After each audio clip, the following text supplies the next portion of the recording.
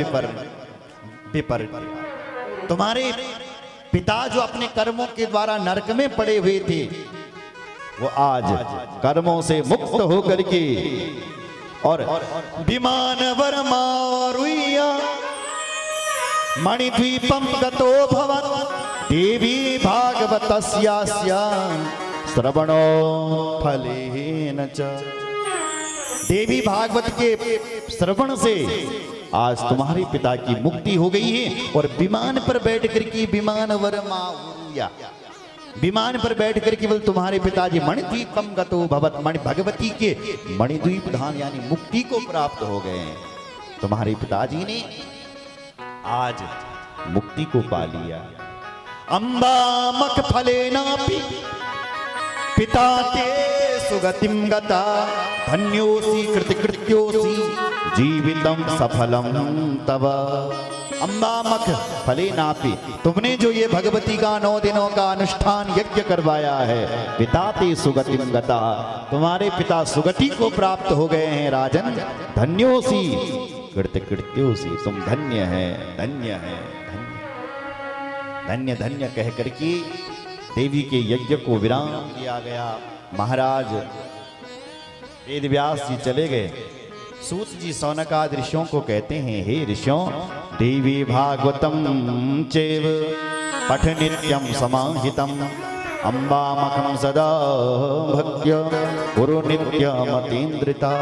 जो व्यक्ति देवी भागवत की कथा बल नित्य सुनता है, माँ देवी उस पर प्रसन्न होती है।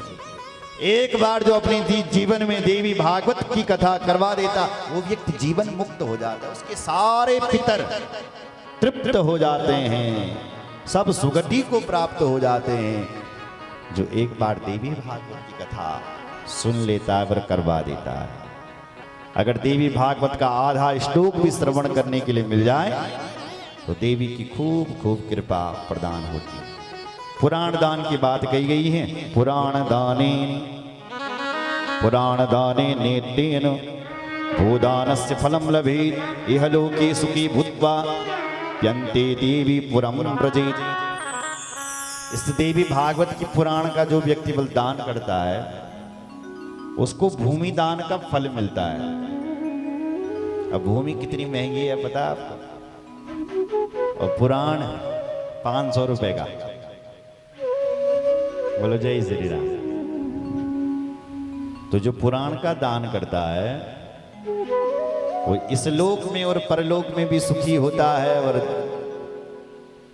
गौदान और भूमि दान करने का उसको फल मिलता है।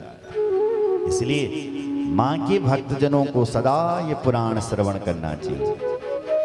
अपुत्रो लभते पुत्रान् धनार्थी धनमाप्नुयात् विद्यार्थी प्राप्नुयात् विद्यां कीर्ति मंडित भूतल। जो विद्यार्थी इस कथा को सुनेगा वो विद्यावान हो जाएगा। जिसके पुत्र नहीं हो रहे वो इस कथा को सुनेगा तो वो पुत्रवान हो जाएगा। जो स्त्री बांझ है वो इस कथा को सुनेगी तो उसके केवल पुत्र हो जाएंगे। यद गृहे पुस्तकम चेतत पूजितम यद प्रतिष्ठति तद गृहे नेतजे नित्यम रमा चैव सरस्वती। जिस घर में बल ये पुस्तक रहती है, यद गृहे पुस्तकम, जिस घर में देवी भागवत की पुस्तक रहती है, तद गृहे न त्यजे नित्यम रमा चैव सरस्वती। भगवती लक्ष्मी बल उस घर को कभी नहीं त्यागती है, और भगवती सरस्वती उस घर को बल कभी नहीं त्यागती है। जिस घर में ये देवी का पुराण रहता है, बोलो जय श्री राम। रखा करो अपने घर पर। आजकल गीता प्रेस से सुंदर सुंदर पुस्तकें निकल रही, जरा ताली बजाओ उनके लिए। अब ये पन्ने तो वाराणसी से जो किताब है वो उड़ जाते हैं, पन्ने भाग जाते हैं, कभी कहीं खो जाते हैं, कभी कहीं गिर जाते हैं। लेकिन ये कितनी प्यारी प्यारी पुस्तकें गीता प्रेस से निकल रही है। आप इनको अपने घर पर रखो और समय मिले तो आप इनको पढ़ा करो। बोलो जय श्री राम। नवरात्रों में पढ़ने से विशेष मां भगवती प्रसन्न होती है। अपने जीवन में निर्णय ले लो कि मुझे एक पुराण का एक श्लोक रोज पढ़ना है बस। बोलो जय श्री राम।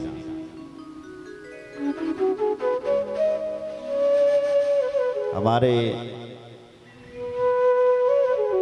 भट्ट जी श्री सुदर्शन जी कह रहे थे, मैं अपने पुत्र को ये कह रहा हूं, बेटा तू अब चंडी पाठ शुरू कर ले, और जिस दिन छुट्टी होती है उस दिन देवी के मंदिर में जाकर के रोज एक पाठ कर ले। तालियां बजाओ। हर माँ हर पिता अपने पुत्र को ऐसे संस्कार दे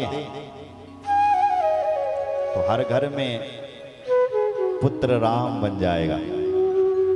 बोलो जय श्री राम।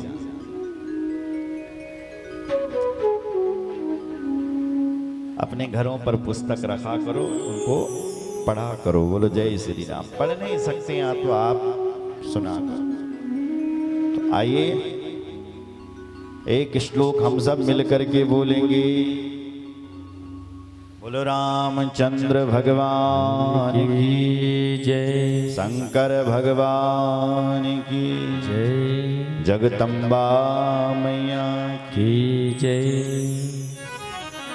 भक्त वत्सल भगवान की जय, इष्ट देवताओं की जय, कुल देवता की जय, सच्चिदानंद रूपां ताम सच्चिदानंद रूपां ताम गायत्री प्रतिपादितां गायत्री प्रतिपादितां नमामि ह्रीं देवीं नमामि विम्मयीं देवीं धियो यो न प्रचोदयात्। धियो यो न प्रचोदयात्। एक बार फिर बोलो।